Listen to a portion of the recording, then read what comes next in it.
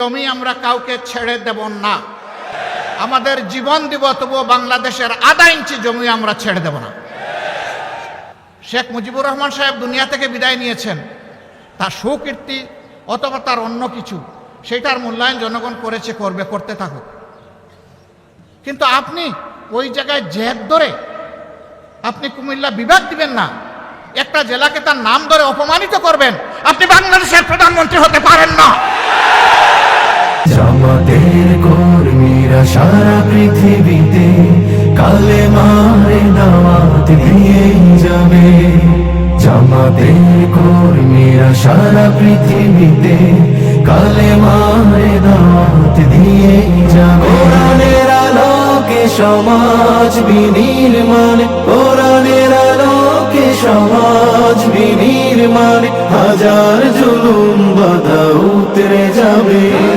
জামাতের কর্মীরা সারা পৃথিবীতে কালেমার দাওয়াত দিয়ে যাবে। আজকে দেশের ভিতরে যারা লড়াই করেছেন তাদের জন্য প্রিয় সংগঠনের পক্ষ থেকে আমি এই লাল গোলাপটুকু উপহার দিচ্ছি। প্রবাসে থেকে যারা লড়াই করেছেন তাদের জন্য আরেকটি লাল গোলাপ উপহার দিচ্ছি। এই দুই গোলাপের সমন্বয়ে বাংলাদেশে আজ স্বাধীনতার স্বাদ পাচ্ছে। সুতরাং স্বাধীনতার সকল যোদ্ধাদেরকে আমার পক্ষ থেকে সেলিউট। দেশের ভিতরে যুদ্ধ করে আমরা অনেকেই জীবন দিয়েছেন, অনেকে মৃত্যুবরণ করেছেন, অনেকে হাজার মামলা নিয়ে, শত মামলা গলায় নিয়ে দফায় দফায় জেলে গিয়েছেন। আদালতের আঙ্গিনা বিরোধী দলের কর্মীদের দখলে ছিল। মঈন ফখরুদ্দিনের 2 বছর, পরবর্তী স্বৈর শাসনের আরো 15.5 বছর। এই 17.5 বছর জাতির জন্য শ্বাসরুদ্ধকর একটা পরিবেশ ছিল। মানুষ শান্তিতে বসবাস করতে পারেনি। দেশপ্রেমিক জনগণকে, দেশপ্রেমিক ভিন্ন বাহিনীকে এই সময় ধ্বংস করা হয়েছে। আমরা লক্ষ্য করেছি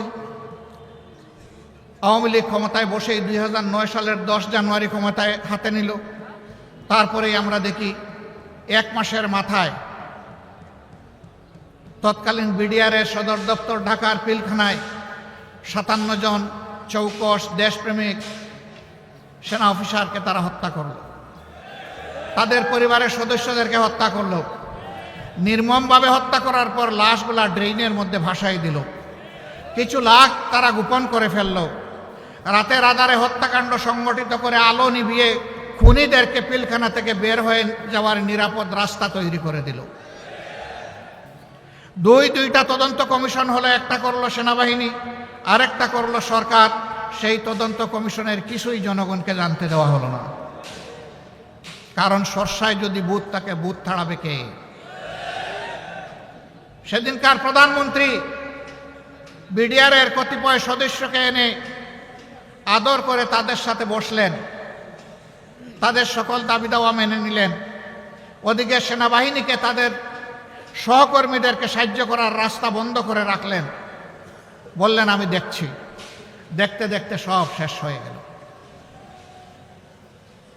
সেনাবাহিনীর রিপোর্টটি জাতির জানা দরকার ছিল, কারণ তাদের সহকর্মীদেরকে কারা হত্যা করেছে সবার চাইতে তাদের বেশি জানার কথা, কিন্তু তা জানতে দেওয়া হয়নি। আমরা সরকারের কাছে দাবি জানাই, পুরা ঘটনার আদ্যপান্ত সুষ্ঠু নিরপেক্ষ তদন্ত অবশ্যই করতে হবে। কারণ এই দুর্ঘটনার মধ্য দিয়ে আমাদের দেশপ্রেমিক সেনাবাহিনীর মনোবলকে ধ্বংস করা হয়েছে, বিডিআরকে খতম করা হয়েছে। আগে বিডিআর ছিল সীমান্তের অতন্ত্র প্রহরী, তাদের লগতে ছিল বাংলাদেশের রাইফেল। এখন তাদেরকে বানানো হয়েছে সীমান্তের চৌকিদার, তাদেরকে অপমানিত করা হয়েছে। এরপরেই তারা পরের বছরে আঘাত দিয়েছে আরেক দেশপ্রেমের বাস্তব নমুনা। তিলে তিলে বাংলাদেশে যারা অন্যায়ের সাথে কখনো আপোষ করেনি, দেশের স্বার্থ নিয়ে কারোর সাথে মাথা নত করেনি, সেই বাংলাদেশ জামাতে ইসলামীর উপর ষড়যন্ত্র করে জামাতে ইসলামীর নেতৃবৃন্দকে হত্যা করা হয়েছে। প্রিয় সম্মানিত বন্ধুগণ, যারা দেশপ্রেমের পক্ষে দাঁড়িয়েছেন, দেশবাসীর স্বার্থের পক্ষে দাঁড়িয়েছেন, এই সরকার তাদের উপরে আঘাত দিয়েছে সবচেয়ে বেশি। আঘাত দিয়েছে আলেম উলামার উপর, এমনকি আঘাত দিয়েছে বিবেকী সাংবাদিকদের উপর।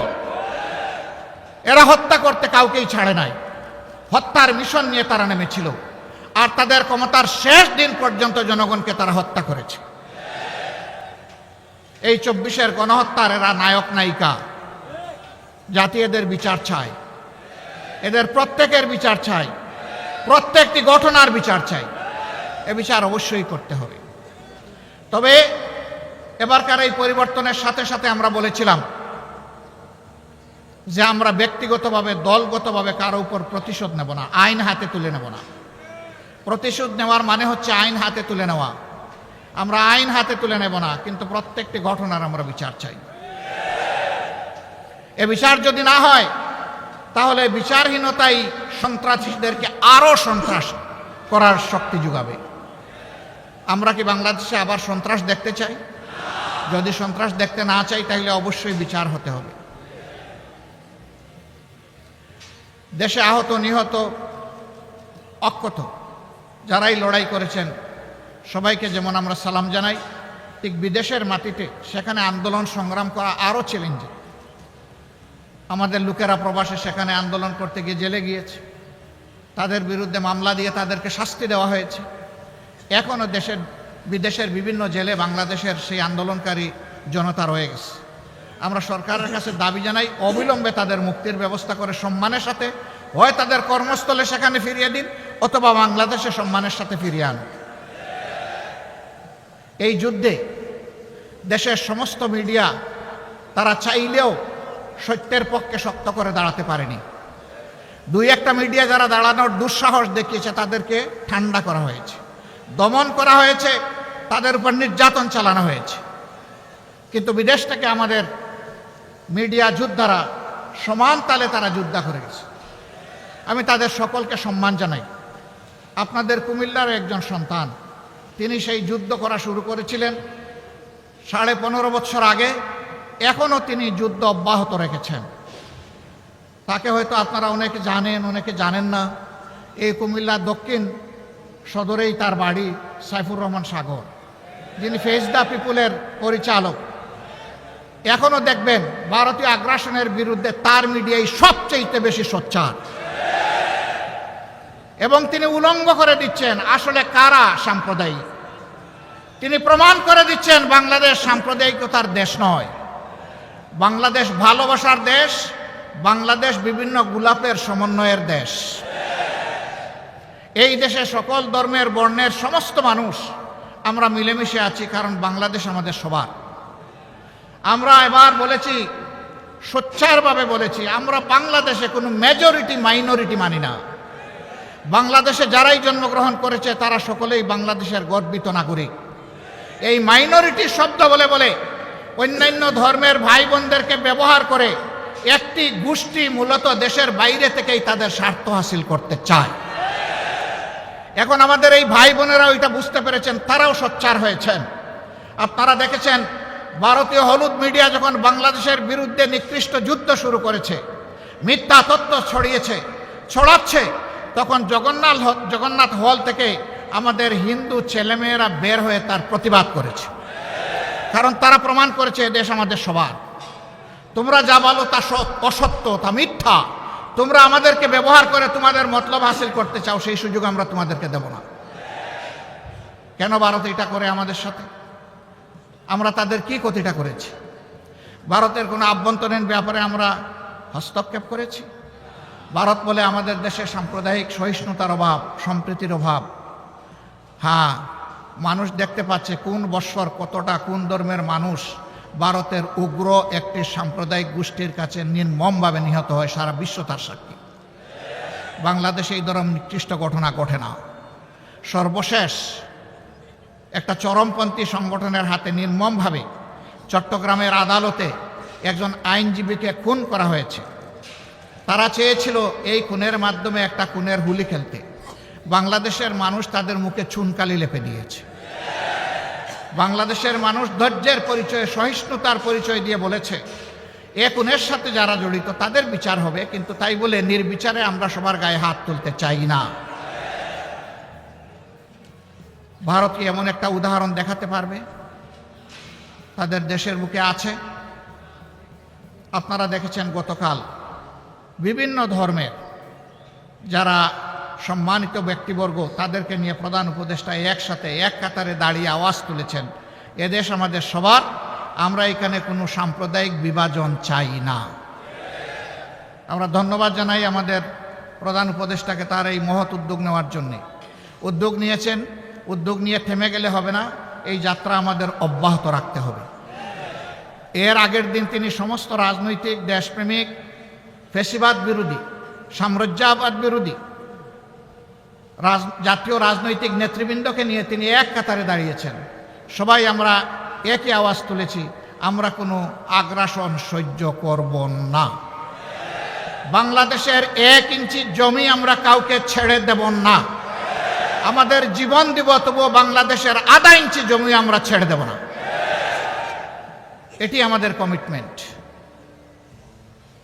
সম্মানিত ভাই ও বোনেরা, এই দেশ তাহলে আগামীতে কি হবে? এই দেশকে কে গড়বে? এই দেশ গড়তে হলে কিছু ছাদাবাজ মুক্ত হাত দরকার, কিছু চরিত্রবান দুর্নীতিমুক্ত মানুষ দরকার, কিছু দেশপ্রেমিক চিন্তাশীল বিচক্ষণ মানুষ দরকার। এই বিচারটা করবে কে? আমাদের হাইকোর্ট না জজ কোর্ট না সুপ্রিম কোর্ট?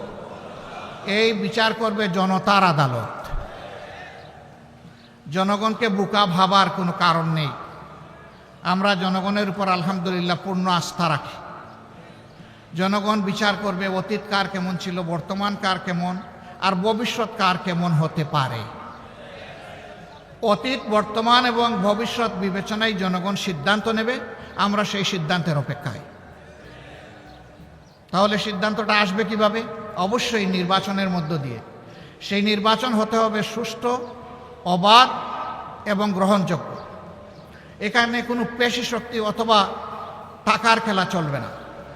এই রাস্তা বন্ধ করতে হবে। এই রাস্তা যদি বন্ধ করতে হয় তাইলে কতগুলো প্রয়োজনীয় সংস্কারও আনতে হবে। সেই সংস্কারে সরকার হাত দিয়েছে। আমরা সরকারকে অনুরোধ করব সংস্কারে গতি বাড়ান। সংস্কারে গতি বাড়িয়ে মৌলিক সংস্কারগুলো করে একটা সুষ্ঠু নির্বাচন জাতিকে উপহার দেন। আপনারা যেন ইতিহাসে স্মরণীয় হয়ে থাকতে পারেন। আপনাদের নিজস্ব কোনো এজেন্ডা থাকবে না। এজেন্ডা, জাতীয় এজেন্ডা একটাই, যে একটা সুন্দর সুষ্ঠু নির্বাচন আপনারা উপহার দেবেন। তার জন্য যত সংস্কার প্রয়োজন তাই আপনারা করুন। আমরা আপনাদেরকে চাপ দিচ্ছি না। আবার অনুরোধ করব, আপনারা মূল্যবান সময়টাকে নষ্ট করে দীর্ঘায়িত করবেন না। আপনারা যৌক্তিক সময়ের ভিতরে এই নির্বাচন জাতিকে উপহার দিন। জাতি গত 3টা টার্ম তাদের নিজস্ব ভোটের অধিকার প্রয়োগ করতে পারেনি। বিশেষ করে জাতির 42% ভোটার যারা যুবক, তারা একটা ভোটও দিতে পারেনি। আমরা আমাদের যুবকদের হাত ধরে, যুবকদের বুক ছিটিয়ে যুদ্ধ করা এবং রক্তের বিনিময়ে এই স্বাধীন পরিবেশটুকু পেয়েছি। আমরা চাই আগামীতে তারা শুধু ভোট দিবে না, তারা জাতিকে নেতৃত্বও দিবে ইনশাআল্লাহ। আমরা একটা যুব সমৃদ্ধ বাংলাদেশ গঠন করতে চাই। আমরা আমাদের যুবকদের হাতকে বেকারের হাত হিসাবে দেখতে চাই না। আমরা আমাদের যুবকদের হাতকে উন্নয়নের হাত হিসাবে দেখতে চাই, কর্মীর হাত হিসাবে দেখতে চাই, দেশপ্রেমিকের হাত হিসাবে দেখতে চাই, জনতার পাশে দাঁড়ানো হিমালয় পর্বতের মতো শক্তি হিসাবে দেখতে চাই। প্রিয় সংগ্রামী কুমিল্লাবাসী, আপনাদের প্রিয় নেতা বলেছেন 2টা যৌক্তিক কথা। একটা এয়ারপোর্ট, সেই ব্রিটিশ আমল থেকে এখানে তখন বিশ্বযুদ্ধের জন্য ঘাঁটি গাড়া হয়েছে। এইরকম ঘাঁটি যারা সবগুলোই কিন্তু এয়ারপোর্ট হয়ে গেছে 2টো ছাড়া, একটা কুমিল্লা আর একটা শমশাননগর। শমশাননগর অতটা জরুরি নয় আর একটা এয়ারপোর্ট করা, কারণ সিলেট একটা এয়ারপোর্ট আছে। কিন্তু কুমিল্লা তো অনেকগুলা জেলার কেন্দ্রস্থল। এটা খুবই যৌক্তিক দাবি। এই দাবি আমরা শতভাগ সমর্থন করি। প্রধান উপদেষ্টার নেতৃত্বে বর্তমান সরকারকে অনুরোধ করব, আপনারা মনোযোগ দিন। বিভাগ, আপনারা বিভাগ পাইলেন না, আপনাদের কপালের দোষ। আপনাদের জেলার নাম কুমিল্লা। কুমিল্লা জেলাটা কি আমাজন জঙ্গল থেকে এখানে এসে পড়েছে? এটা কি বাংলাদেশের অংশ নয়? মহান স্বাধীনতা যুদ্ধে, 24-এর যুদ্ধে কুমিল্লার কি কোনো ভূমিকা নেই? যদি কুমিল্লার ভূমিকা কুমিল্লা নামেই রাখার সুযোগ থাকে, আজকে কুমিল্লার নামে বিভাগ দিতে অসুবিধা কোথায়? কেন সেটা আটকে রেখেছিলেন? শেখ মুজিবুর রহমান সাহেব দুনিয়া থেকে বিদায় নিয়েছেন, তার সুকীর্তি অথবা তার অন্য কিছু, সেটার মূল্যায়ন জনগণ করেছে, করবে, করতে থাকুক। কিন্তু আপনি ওই জায়গায় জেদ ধরে আপনি কুমিল্লা বিভাগ দিবেন না, একটা জেলাকে তার নাম ধরে অপমানিত করবেন, আপনি বাংলাদেশের প্রধানমন্ত্রী হতে পারেন না।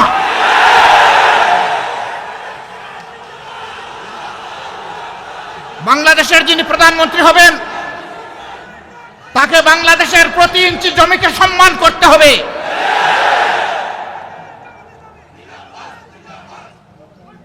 এটা একটা জুলুম, একটা এলাকার লোকদের উপর নিঃসন্দেহে এটি একটি জুলুম। অনেকগুলা জুলুমের মধ্যে এটা একটা জুলুম। আমরা বর্তমান সরকারকে অনুরোধ করব, তার তো সব কিছুই রেডি আছে, আপনারা মেহেরবানি করে তাদের এই হক পাওনাটা কুমিল্লাবাসীকে দিয়ে দেন। নামের জন্য কুমিল্লাবাসী যুদ্ধ করে নাই, বলে নাই সুরমা নদীর নামে করেন, কুশিয়ারার নামে করেন, তিতাসের নামে করেন, এটার নামে করেন, ওটার নামে করেন। কুমিল্লাবাসী এটা বলেন নাই। কুমিল্লাবাসী বলেছে আমাদের নামেই, আমাদের পরিচয়, আমাদের বিভাগটা দিয়ে দেন।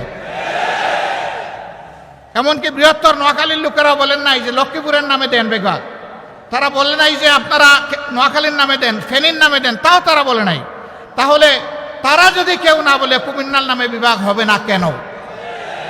এ বিভাগ হওয়া উচিত। বরঞ্চ আরেকটা কারণে হওয়া উচিত, যে একটা নামের প্রতি অপমান করা হয়েছে, যত তাড়াতাড়ি পারেন দিয়ে সম্মানটা ফিরিয়ে দেন। আমরা এমন একটা বাংলাদেশ গঠন করতে চাই যেই বাংলাদেশে কোনো বৈষম্য থাকবে না। আপনারা সবাই রাজি আছেন, কিন্তু আমাদের স্টেজের লোকেরা রাজি না। কারণ আপনারা নিচে বসে আছেন সাধারণ চেয়ারে, ওনারা দামি চেয়ারে এখানে বসে আছে। তার মাঝে আবার তিনটা দেখেন ডিস্টিংগুইশড, ওইটার হাইট আরো বেশি। আইসা দেখি যে এই তিনটাতে আবার বিছানো আছে, কি বলে জানি, টাওয়াল দেওয়া আছে। তো আমি বৈষম্য বেশি দূর করতে পারি নাই, প্রথমে আমার টাওয়ালটা ফেলে দিছি। আগামীতে এই ধরনের কোনো আয়োজন হলে সকল চেয়ার সমান থাকবে ইনশাআল্লাহ। যে চেয়ার নিচে থাকবে, দেখার স্বার্থে যদি একটা স্টেজ লাগে তাইলে সেই চেয়ারটাই উপরে থাকবে ইনশাআল্লাহ। আপনারা সবাই রাজি আছেন? আপনারা তো রাজি থাকবেন, ওনারা রাজি কিনা? ওনারাও রাজি আছে, আলহামদুলিল্লাহ। তাইলে আমরা উভয় পক্ষ রাজি যে আমরা সকল ক্ষেত্রে বৈষম্যহীন চলবো ইনশাআল্লাহ। তবে এটা ঠিক যে যার যার রুচি মতো চলবো। যেমন আমার গায়ে একটা সদরিয়া বা একটা কোটি আছে, তাই বলে সবাইকে কোটি পরতে হবে না। ব্লেজার যার পছন্দ তিনি ব্লেজার পরবেন, শীতের দিনে সোয়েটার, গ্লাভ, চাদর যার পছন্দ তিনি তাই পরবেন। কিন্তু সামাজিক ক্ষেত্রে আমরা ইনশাআল্লাহ সমান থাকবো আল্লাহ চাইলে। দেখেন বৈষম্যের শিকার হয়ে বাইগুলা পড়তে বসছিল এইমাত্র। তো আমরা আল্লাহর দরবারে বৈষম্য থেকে পানা চাই। এখন এই বৈষম্যহীন দেশটা গড়বে কে?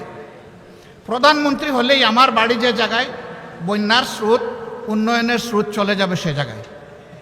সারা বাংলাদেশের সম্পদ টেনে টুনে এনে ওখানে ঢুকায় দেওয়া হবে। তাইলে বৈষম্যহীন সমাজ হবে কেমনে? যুক্তি হলো যে সাবেক আমলে আমার এলাকা ছিল বঞ্চিত, এখন অতীতের কাজা কাফারা সব আমার আদায় করতে হবে। আমরা কথা দিচ্ছি ইনশাআল্লাহ, আল্লাহ তাআলা যদি জনগণের মনে ভালোবাসা, আমাদের প্রতি সমর্থন তৈরি করে দেন, তাহলে আমরা এমন বাংলাদেশ গড়ব যেই বাংলাদেশে প্রধানমন্ত্রীর জেলার আগে অন্য জেলাকে আগে চোখ দিয়ে দেখা হবে ইনশাআল্লাহ। তবে প্রধানমন্ত্রীর জেলাও বঞ্চিত হবে না, তারাও তাদের ন্যায্য অংশ পাবে ইনশাআল্লাহ। কারণ প্রধানমন্ত্রী হওয়ার কারণে ওই জেলাকেও বঞ্চিত করার কোনো অধিকার নাই।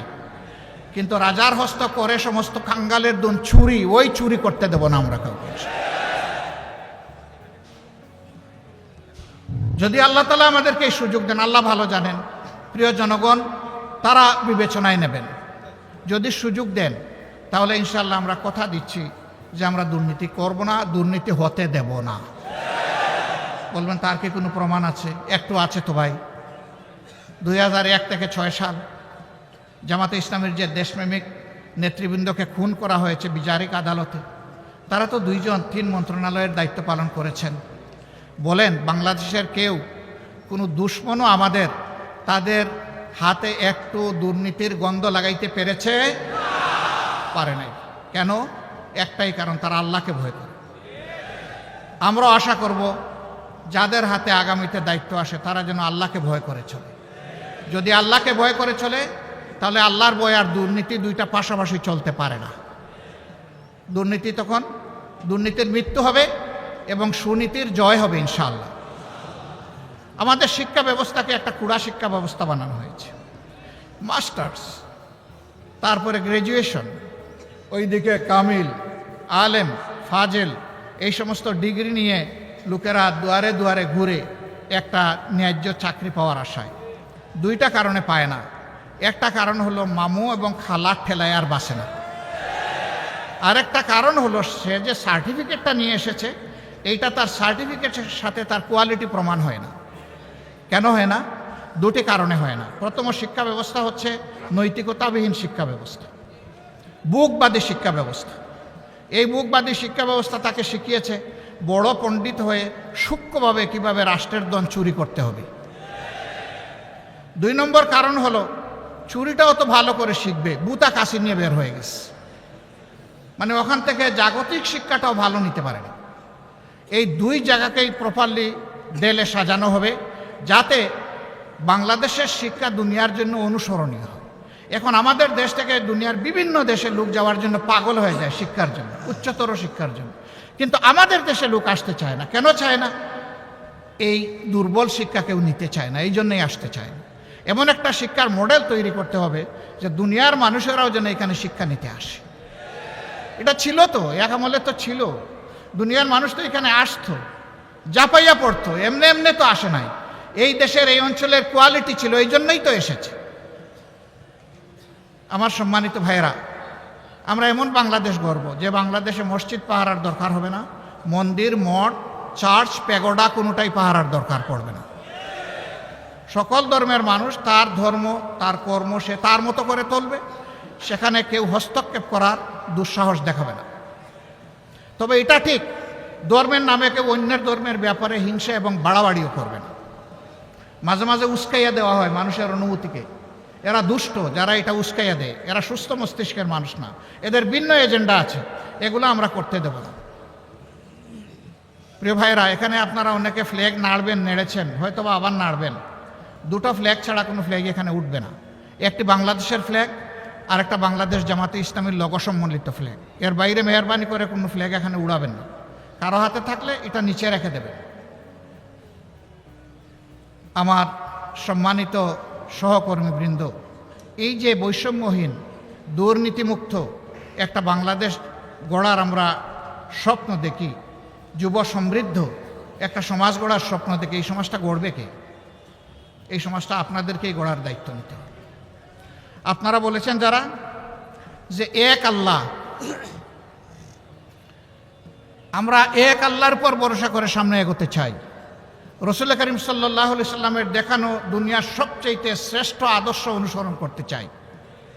আমাদের নিজের জীবনে আগে এটা প্রতিষ্ঠিত করতে হবে। প্রতিষ্ঠা করার পথে অনেক সমালোচনা শুনবেন, অনেক বাধা আসবে। জামাতে ইসলামীকে বলা হবে এটা প্রতিক্রিয়াশীল শক্তি। জামাতে ইসলামী প্রতিক্রিয়াশীল হলে 15.5 বছর জামাতে ইসলামীর উপর যে অত্যাচার, যে নির্মম নির্যাতন, যে জুলুম হয়েছে, দল হিসাবে চিন্তা করুন তো এই ক্ষতিটা আর কার হয়েছে? 1-2 করে শীর্ষস্থানীয় 11 জন নেতাকে হত্যা করা হয়েছে। তাদের রক্তে ভেজা আজকের এই বাংলাদেশ। তাদের সহকর্মীদেরকে হত্যা করা হয়েছে, তাদের রক্ত ভেজা এই বাংলাদেশ। আমাদের প্রত্যেকটা অফিসকে সিলগালা তালাবদ্ধ করে রাখা হয়েছে, একটা মুহূর্তের জন্য আমাদেরকে ঢুকতে দেওয়া হয়নি। এটা অন্য কারোর জন্য হয়নি। আমাদের নিবন্ধন সংগঠনের কেড়ে নেওয়া হয়েছে, এটা কারো হয়নি। শেষ মুহূর্তে দিশাহারা হয়ে আমাদেরকে নিষিদ্ধ ঘোষণা করা হয়েছে, এইটাও কারো হয়নি। হ্যাঁ, হয়েছে অন্য সকল দলের, সরকারের প্রতিপক্ষ, আলিম উলামা সহ বিভিন্ন দল সহ মানুষ খুন করা হয়েছে, গুম করা হয়েছে, তা আমাদেরও করা হয়েছে। কিন্তু এই 4 জিনিস আর কারো করা হয়নি। কেন এত জ্বালা আমাদের উপর? ওই যে প্রথমেই বলেছি, বাংলাদেশ জামাতে ইসলামী পরীক্ষিত দেশপ্রেমিক শক্তি, বাংলাদেশের স্বাধীনতা সার্বভৌমত্বের ব্যাপারে কারো সাথে আপোষ করেনি, কারো সাথে আপোষ করছে না এবং ইনশাআল্লাহ কারো সাথে আপোষ করবে না। এই কারণেই জামাতে ইসলামের উপরে এই আক্রোশ ছিল। সম্মানিত ভাই ও বোনেরা, বলা হয় এরা যদি ক্ষমতায় যায় তাহলে মহিলাদেরকে ঘরের বাইরে আসতে দেবে না। একজন সাংবাদিক মহিলা আমাকে প্রশ্ন করেছেন, আপনারা ক্ষমতায় গেলে দেশটা কি আফগানিস্তান হবে না পাকিস্তান হবে? আমি বললাম ইনশাআল্লাহ বাংলাদেশ হবে, ভালো বাংলাদেশ হবে ইনশাআল্লাহ। এটা আফগানিস্তানও হবে না, পাকিস্তানও হবে না। আপনি এর দ্বারা কি বলছেন? তিনি বললেন, আপনারা ক্ষমতায় গেলে মহিলাদেরকে পেশাগত দায়িত্ব পালনে দেখতে চাইবেন না, সবাইকে আপনারা বুরকা পরার কথা বলবেন।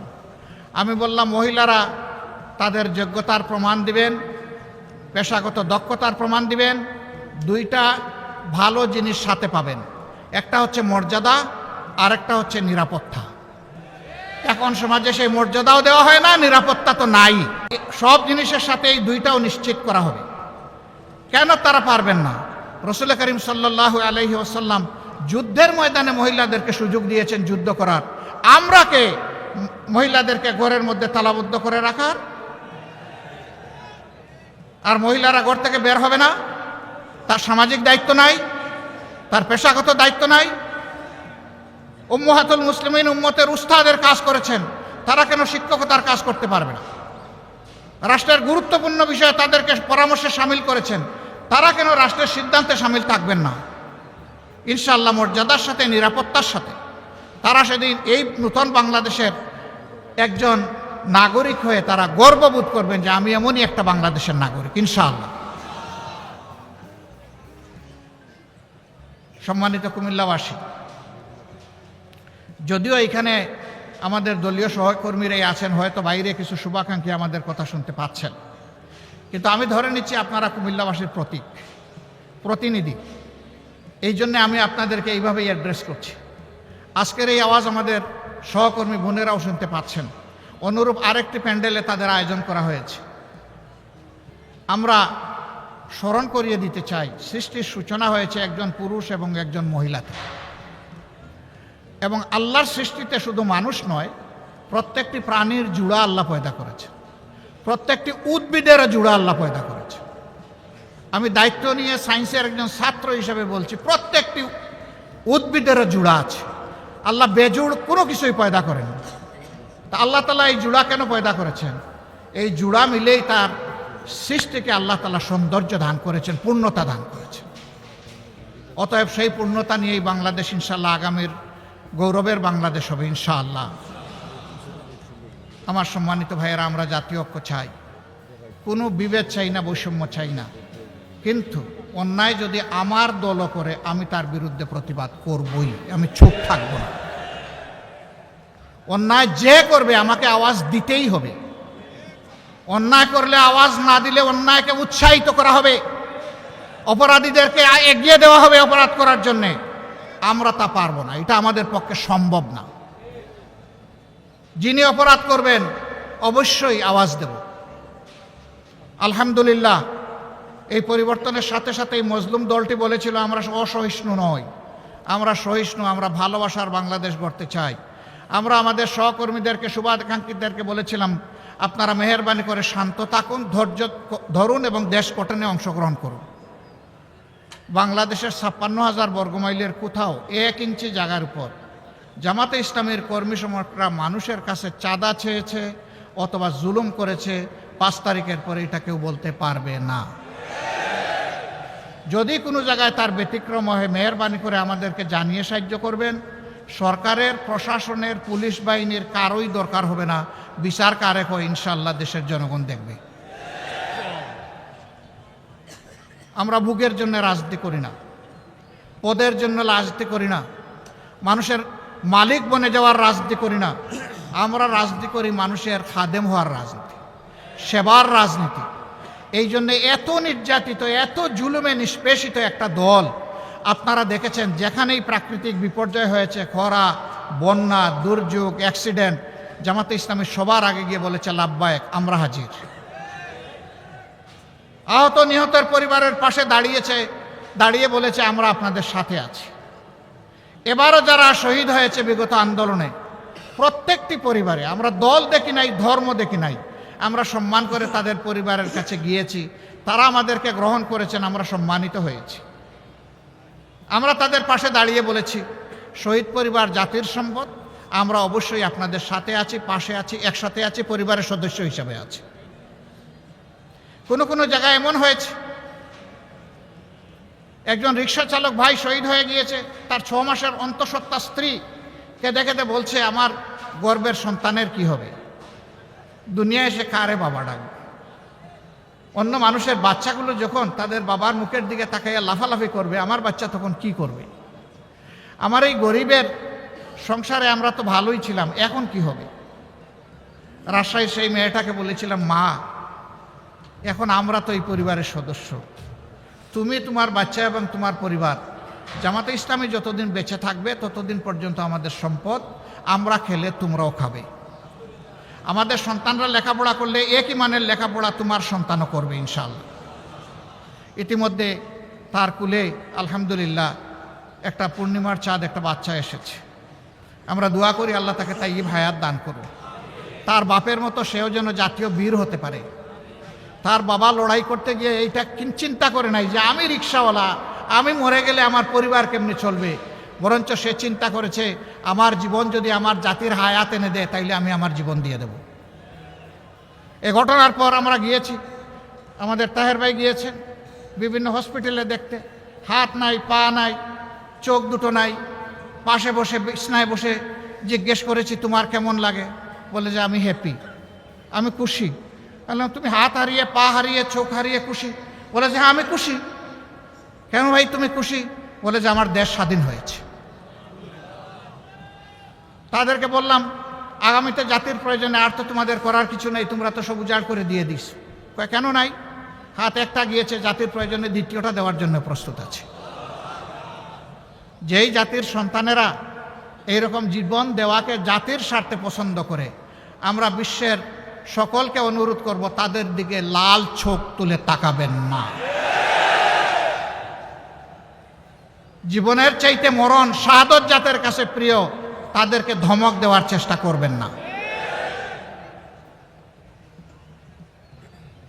প্রিয় কুমিল্লাবাসী, পুলিশের হাতে কি আমরা নির্যাতিত হইনি? হয়েছি। কিন্তু এবারকার এই পরিবর্তনের পরে অনেক পুলিশ বিভিন্ন কারণে তারা কর্মস্থলে যেতে ইতস্তত করছিলেন। আমরা বলেছি অতীতের কারো যদি কোনো অপরাধ থাকে সেইটা আদালত আছে, বিচার আছে, সংশ্লিষ্ট কর্তৃপক্ষ মানুষ আছে, তারা দেখ। কিন্তু এখন দেশ চলতে হবে, আপনারা আসেন, আপনাদের দায়িত্ব পালন করেন, আমরা আপনাদেরকে সহযোগিতা করব। আপনারা কি সেই সহযোগিতা করেছিলেন? করেছেন। আমরা কারো অন্যায়ের ওই রকম ক্ষমা করে দিচ্ছি না, কিন্তু দেশ তো চলতে হবে। দেশ চলতে গিয়ে আমরা তাদেরকে সহযোগিতা করেছি, আমরা তো কই প্রতিশোধ নেই। অনেকে বলে যে রাজপথে অতীতে পুলিশের সাথে আপনাদের সমস্যা হয়েছে, হবে তো। পুলিশ যদি অন্যায়ভাবে শান্তিপূর্ণ মিছিলে এসে আমাকে আঘাত করে, তাইলে এই আঘাত ফিরায় দেওয়ার দায়িত্ব আমার আছে। পুলিশ কেন আমার শান্তিপূর্ণ মিছিলে আঘাত করতে আসবে? তারাই তো এই কাজটা ঠিক করেন নাই। আমরা আশা করব আগামীর বাংলাদেশ এই পুলিশেরও বাংলাদেশ, এটা সেনাবাহিনীরও বাংলাদেশ, এটা নাগরিকদের বাংলাদেশ, এটা আমাদের সংবাদকর্মীদের বাংলাদেশ, এটা জাতি পেশা সকলের বাংলাদেশ। এই বাংলাদেশে যেন সবাইকে আমরা সম্মান করে চলতে পারি। আজকেও পুলিশের কর্মকর্তাদের সাথে আমার মোলাকাত হয়েছে। আমি বলেছি আপনারা এসেছেন, খুশি হয়েছে। বার্তা আমাদের পরিষ্কার, আমরা কারো কোনো আনুকূল্য চাই না, তবে আমরা কোনো ডিপ্রাইভ হতে আর চাই না। আমরা ফেভারিজমও চাই না, আমরা ডিসফেভারিজমও চাই না। আপনারা ন্যায়ভর থাকেন, আমাদের সম্পূর্ণ সমর্থন এবং সহযোগিতা আপনারা পাবেন। কিন্তু অন্যায় করলে সেই আমরাই কিন্তু সবার আগে আবার প্রতিবাদ করব। এটি আমাদের ধর্ম। অন্যায় আর জামাতে ইসলামী একসাথে চলতে পারে না। এর মানে আমি এটা বলছি না যে আমাদের কোনো ভুল হয় না, আমরা কোনো অন্যায় করি না, না তা আমি বলবো না। আমরা মানুষ, আমাদের ভুল অবশ্যই হয়। সেই ভুল আপনি ধরিয়ে দেন, আমরা কথা দিচ্ছি এটা সংশোধন করব ইনশাআল্লাহ। আমি যদি অপরাধ করি আমাকে বিচারের কাঠগড়ায় দাঁড় করান, আমি কথা দিচ্ছি সেই বিচারকে আমি সম্মান দেখাবো ইনশাআল্লাহ। কিন্তু আমি অপরাধ করি নাই, জোর করে আমাকে অপরাধী বানাবেন, তা জামাতে ইসলামী অতীতেও মানে নাই, আগামীতেও মানবে না। বহু চেষ্টা করা হয়েছে নেতৃবৃন্দকে মাথা নত করানোর। নেতৃবৃন্দ বলেছেন যে আলহামদুলিল্লাহ আমরা গোলাপের বাগানে প্রবেশ করতে যাচ্ছি, মাথা নত করার কোনো প্রশ্নই ওঠে না। ফাঁসির রশি আমাদের কাছে অত্যন্ত প্রিয়, যদি সেই রশি আমাকে আল্লাহর জান্নাতে নিয়ে যায়। সেই রশি যদি ন্যায়ের পক্ষে হয়, অসত্যের বিরুদ্ধে হয়, জাতির কল্যাণে হয়, দেশপ্রেমের জন্য হয়, রশি 100 নয় 100টা মাথা পেতে নিতে রাজি আছে।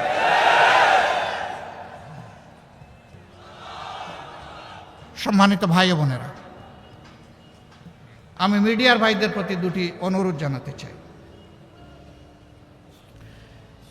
মিডিয়াকে বলা হয় জাতির দর্পণ, আর মিডিয়ার সাথে যারা কাজ করেন, কর্মকর্তা এবং সাংবাদিক বন্ধুগণ, তাদেরকে বলা হয় জাতির বিবেক। মানুষ বলে যে দুনিয়ায় একটা আদালত সবচেয়ে ভালো আদালত, এটার নাম বিবেকের আদালত। কথাটা সঠিক কিনা? বিবেক আল্লাহর দান। অন্য অবুঝ প্রাণী আর মানুষের মধ্যে একটা কারণেই তফাৎ, যে ওই প্রাণীগুলোকে আল্লাহ বিবেকের নিয়ামত দেন নাই যেটা আল্লাহ মানব জাতিকে দিয়েছেন। সুবহানাল্লাহ। সুতরাং আমার বিবেক যেদিন কাজ করবে না, সেদিন ওই প্রাণী আর আমার মাঝে আর কোনো তফাৎ থাকবে না। সেটা সাংবাদিকই হোক আর আমি হোক, যেই হই, ওই মানুষ হিসাবে তিনি আর পরিচিত হবেন না। আমরা জানি 15.5 বছর, এমনকি এর আগের 2 বছরও স্ক্রিপ্ট ধরে দেওয়া হতো, আপনারা কি পড়বেন আর কি লিখবেন। এখন সেটি নেই। আপনারা কুলা চোখে দেখবেন আর কুলা মনে ভাববেন। আপনার বিবেক দিয়ে আপনি সাজাবেন, আবেগ দিয়ে নয়, অতীতের কোনো বদ্ধমূল ধারণা দিয়ে নয়, বরঞ্চ বর্তমানের বাস্তবতা দিয়ে আপনারা আপনাদের নিউজগুলোকে সাজাবেন। আলহামদুলিল্লাহ, আপনারা অনেকেই সাজাচ্ছেন। মাঝখানে মাঝে মাঝে কেউ পিছলা, ওই কাদামাটিতে পা পিছলে যায় এবং পড়ে যান কেউ কেউ। ওনারা পড়তে গিয়ে আমারও ফেলে দেন। ভাই, আমারে আর এইভাবে ফেলবেন না। আপনারা সাহায্য করুন, দুইভাবে সাহায্য করুন। আমাদের এবং আমাদের সহকর্মীদের বক্তব্যগুলো অবিকল জাতির কাছে পৌঁছে দেন। আমরা ভুল করলে জাতি বিবেচনা করুন। আবার যদি আপনার কাছে আমাদের কোনো ভুল ধরা পড়ে, আপনি আমাদেরকে বলুন। গঠনমূলক সমালোচনা করুন, অবশ্যই করবেন। কেন করবেন? সমালোচনা না করলে তো আমাদের সংশোধন হবে না। আমরা তো ভুলের ঊর্ধ্বে নই। আমরা সমালোচনার জন্য আপনাদেরকে আহ্বান জানাচ্ছি, উৎসাহিত করব, অভিনন্দন জানাব যখন গঠনমূলক সমালোচনা আপনাদের কাছ থেকে আসবে, যেটা জাতির কল্যাণে লাগবে, সেই সমালোচনাটা আপনারা করবেন। আরেকটা অনুরোধ জানাবো, আপনাদের দায়িত্ব হচ্ছে 4 ডাইমেনশনাল ভিশন, অর্থাৎ চতুর্দিক থেকে দেখতে হবে। সামনা, পেছন, 2 সাইড। আপনারা চতুর্দিকে চোখ ঘুরাইয়া দেখবেন। আপনারা একদিক থেকে দেখবেন না, চতুর্দিক থেকে যখন দেখবেন, পুরো বিষয়টা আপনাদের কাছে স্পষ্ট হয়ে যাবে। তখন কালো না সাদা সেইটাও বুঝে ফেলবেন। স্বয়ং আমিও যদি কালো হই, আমাকেও ছাড় দেবেন না। কালোকে অবশ্যই ধরতে হবে, কালোকে সাদা বানাতে হবে, অথবা কালোকে এই জমিন থেকে, এই সমাজ থেকে তাড়াতে হবে। কালোর জায়গায় এই জমিনে হবে না। এই কালো মানে আমার মতো গায়ের রং যাদের কালো, আমি তাদের কথা বলছি না। এই কালো মানে চরিত্রের কালো, চিন্তার কালো। এই কালো চরিত্র এবং চিন্তার কালো যাদের থাকবে, এদের কোনো জায়গা আমরা বাংলাদেশে দিব না ইনশাআল্লাহ। এই ব্যাপারে সবচেয়ে ভালো দায়িত্ব পালন করতে পারবেন সাংবাদিক বন্ধুগণ। এই জন্য আগেও বলছি, এখনও বলবো যে আসুন আমরা সাদাকে সাদা বলি, কালোকে কালো বলি। এই ব্যাপারে আপনারা পিছপা হবেন না, সে যেই হোক, কোনো অসুবিধা নেই। আপনারা জাতির চতুর্থ স্তম্ভ, এই স্তম্ভটা মজবুত হলে জাতি মজবুত হবে ইনশাআল্লাহ। আমরা সেই ঐক্যের, সাম্যের এবং বৈষম্যবিহীন বাংলাদেশের জন্য সকলের সহযোগিতা চাই। আমার সহকর্মীরা, আপনারা সবাই কি এরকম একটা বাংলাদেশ চান? শিওর? হাত তুলেন তো দেখি সবাই। বুঝে শুনে উঠিয়েছেন? হ্যাঁ, হাত নামান। যদি এইরকম একটা বাংলাদেশ চেয়ে থাকেন, মনে রাখবেন আপনাদের ত্যাগ শেষ হয়ে যায়নি, আরও বহু ত্যাগ আপনাদেরকে স্বীকার করতে হবে। আপনারা সেই ত্যাগের জন্য প্রস্তুত আছেন? প্রস্তুত থাকুন। আমি আপনাদের দুর্বল ভাই হিসেবে আমি আপনাদের সাথে প্রস্তুত আছি, আলহামদুলিল্লাহ। সম্মানিত ভাইয়েরা, আমাকে ডাক্তার সৈয়দ আব্দুল্লাহ মোহাম্মদ তাহের সাহেব বলেছেন, প্রধান উপদেষ্টার পাশে দেখে মানুষ মনে মনে ভাবে উনিও বোধহয় খুব শক্তিশালী মানুষ। আমি আসলে খুবই দুর্বল মানুষ। আমি অনেককে শক্ত করে কুচা দিয়ে কথা বলতে পারি না বলে অনেকে আবার গাল বেজার করে যে উনি আরও ধারালো চৌকস কথা বলে না কেন। আমি পারি না, যে আমাকে ক্ষমা করে দেবেন। কথা যেভাবে আমার মা বাবা আমাকে শিখিয়েছেন, যে শিক্ষা আমি আমার উস্তাদদের কাছে পেয়েছি, যে শিক্ষা আমার সমাজ আমাকে দিয়েছে, কথা তো আমাকে সেভাবেই বলতে হবে।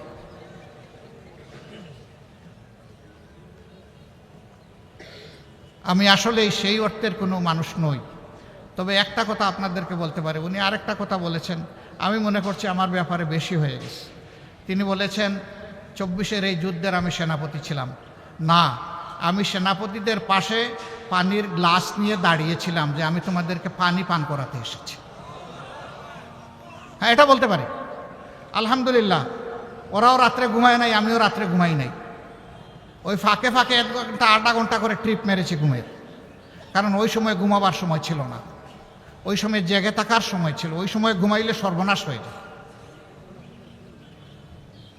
প্রিয় সম্মানিত বন্ধুগণ, যেই জাতির নেতৃবৃন্দ সজাগ থাকে সেই জাতি শান্তিতে ঘুমাইতে পারে, আর যে জাতির নেতৃবৃন্দ ঘুমিয়ে পড়ে সেই জাতিরা আর কোনো শান্তি থাকে না, ঘুম হারাম হয়ে যায়। যারাই জাতিকে নেতৃত্ব দিতে আসবেন তাদেরকে অনুরোধ করব, হাতে লাঠি নেওয়া চৌকিদার হিসাবে আসবেন, হাতে বন্দুক নেওয়া খুনি হিসাবে কেউ আসবেন না।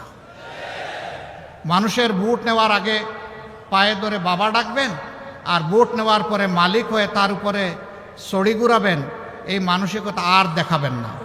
এটা বাংলাদেশের জনগণ একবারের মতো প্রত্যাখ্যান করেছে। এই রূপে যেই আসতে চাইবে তিনি বারবার প্রত্যাখ্যাত হবেন।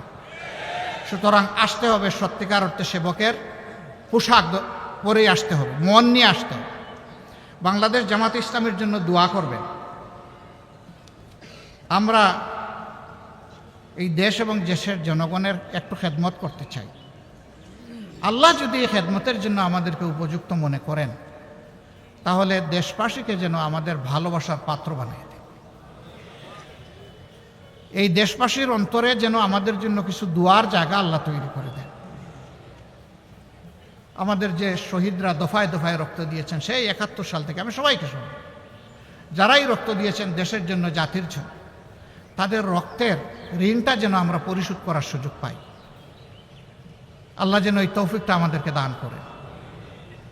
আমার সম্মানিত ভাইয়েরা, আল্লাহ তাআলা এই কুমিল্লাবাসীর প্রতি রহম করুন। তাদের 2টা ন্যায্য দাবি থেকে কুমিল্লাবাসীকে দূরে রাখা হয়েছে, বঞ্চিত করা হয়েছে। তাদের দাবি অবিলম্বে বাস্তবায়িত হোক, আমরা দোয়া করি। আরও যে দাবিগুলো সঙ্গত দাবি আছে অন্যান্যদের মতো, সারা দেশের মতো, সেই দাবিগুলো তাদের বাস্তবায়ন, ওটাও দোয়া করি। আমরা সমতার, ন্যায্যতার, ভালোবাসার, অহিংসু একটা বাংলাদেশ গঠনের দিকে এগিয়ে যাই। আল্লাহ আমাদেরকে সাহায্য করুন। আসসালামু আলাইকুম ওয়া রাহমাতুল্লাহ। আল্লাহ হাফিজ। বাংলাদেশ জিন্দাবাদ। বাংলাদেশ জামাতে ইসলামী জিন্দাবাদ।